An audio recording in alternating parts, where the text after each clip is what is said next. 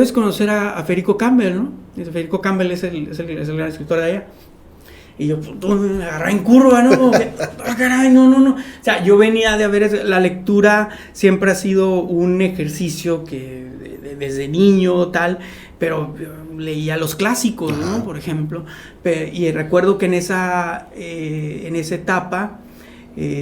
Conan Doyle y su personaje Sherlock Holmes a mí me había apasionado, como ¿no? Esta idea del este sujeto, este detective que tenía esta casi clarividencia como de resolver, para mí no, y como manejaba los casos, sí, ¿no? Sí, la manera en que te lo describía Conan Doyle era, entonces y entonces yo empiezo a indagar quién es ese tal Federico Campbell, ¿no? Entonces empiezo a investigar y me voy encontrando textos que me empiezan a mostrar a una Tijuana a partir de las letras. Claro.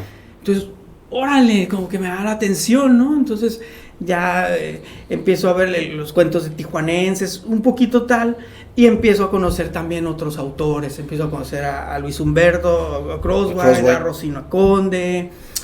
Y cuando leo a Luis Humberto y leo El Gran Pretender, tras como que ahí me enfrento, como que ¿cómo es posible que a través de las letras, a través de una novela, se pueda reflejar algo que yo no me he encontrado en ningún artículo académico, que yo no me he encontrado en ninguna investigación?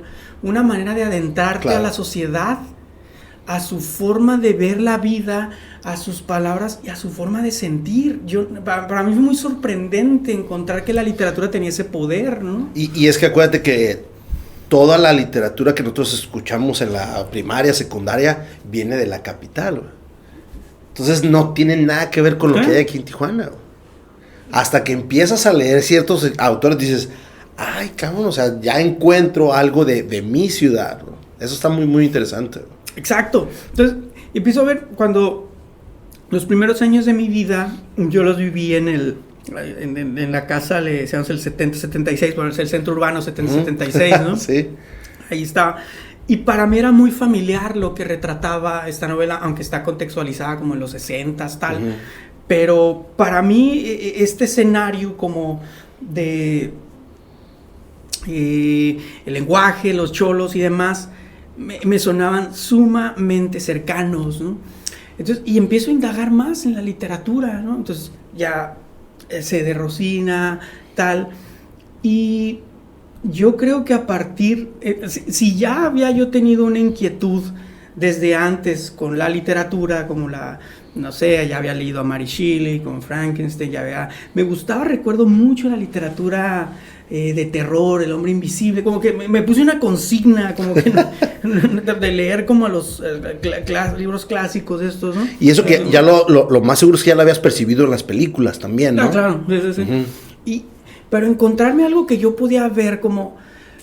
lo conocía a lo mejor desde la parte académica, como el aplicar una teoría y una técnica a un paciente, a un caso. Ahí ya se había aterrizado algo para lo cual se me había entrenado. Pero encontrarlo en la literatura, encontrar algo que antes lo había conocido por una traducción de un autor inglés, o como dices, alguien venido de la capital. Recuerdo en la prepa haber leído Las batallas en el desierto. Yo no me conecté, recuerdo, con ese texto, ¿no? Es demasiado capitalino, ¿no? Entonces, y el verlo, pero, insisto, para mí fue muy curioso encontrarme todo esto a la distancia, encontrarlo desde allá, abrazar a Tijuana y añorarla también desde allá, como decir, yo quiero conocerla más, quiero investigarla más, y entender que las letras tenían esta fuerza me va dando como la inquietud de, y si yo empezara a escribir, como qué tal si yo hiciera más cosas. Yo pienso que si se le indaga con cualquier escritor, seguramente tendrá muchas libretas que malgastó en poemas mal escritos, en textos tal. Tus borradores ahí. Borradores, una novela que jamás le mostrarán al mundo, cuentos que solo ellos saben, tal. Así hubo una etapa que yo tenía, ¿no? De pronto empecé a leer y... Recuerdo también un acercamiento en psicoanálisis, hay un respeto y una complementariedad. Bueno, no sé si sería justo poner a nivel de complementariedad, pero sí hay un respeto muy grande por la literatura. Es decir, que la figura del escritor a través de su labor, ha tenido un contacto a través del mecanismo de la sublimación, a través de este trabajo mental, pero también en conexión con sus afectos, de poder traducir algo que no es asequible teóricamente, pero sí es asequible a través de la exposición al texto, de cuando uno tiene la experiencia estética con el texto. Entonces, esto es sumamente respetado en psicoanálisis, es decir, incluso hay teóricos que dicen los literatos nos llevan un paso en la comprensión humana, ¿no? No son clínicos y demás, pero tienen una comprensión del humano muy peculiar también, ¿no? A partir de eso, a partir del... Ya que existen otras cosas, otro tema, pero la agudeza, el ponerle atención tanto a quién es un ser humano para escribirlo, para crear un personaje. Sí, totalmente. Hay mucha psicología en eso, ¿no? Entonces, yo recuerdo mucho que en mis supervisiones, recuerdo mucho a Eduardo Yáñez, se llamaba este profesor, y él nos decía, si quieren ustedes entender a sus pacientes y entender que en sus palabras va escondido siempre un contenido latente, que a través de sus palabras y a través de sus síntomas, lo que llamamos inconsciente va por debajo, casi como se dice en un cuento, que está la historia que va por debajo, que ahí sí tiene que estar clarita en un cuento, ¿no? Pero no, en los síntomas no. Uno tiene que irla deduciendo con el lenguaje no verbal, a través de conectar cómo se fue con un tema. Lean poesía. Recuerdo mucho ese supervisor que nos decía, vean pinturas, vean esculturas, pero lean poesía.